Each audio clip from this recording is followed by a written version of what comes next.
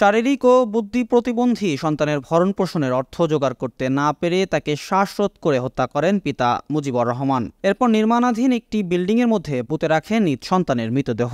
পুলিশের হাতে গ্রেপ্তারের পর এমন তথ্য জানিয়েছেন ঘাতক মুজিবর। ঘটনাটি যশোরের অভয়নগর উপজেলার ইকতারপুর গ্রামের। গত 20 সেপ্টেম্বর অর্ধগলিত অবস্থায় নিহত শরীফুল ইসলামের মৃতদেহ উদ্ধার করে পুলিশ।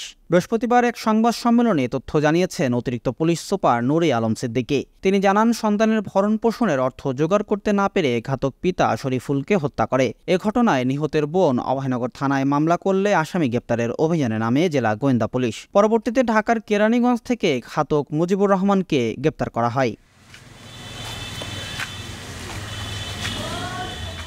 প্রাথমিক জিজ্ঞাসাবাদে সে জানায় যে এই মুজিবুর রহমানই তার এই শারীরিক বুদ্ধি প্রতিবন্ধী ভিকটিমের বাবা, এবং সে তার এই বয়স্ক বাবা হিসেবে প্রতিবন্ধী সন্তানকে দেখাশোনা করা তার পক্ষে সম্ভব হচ্ছে না।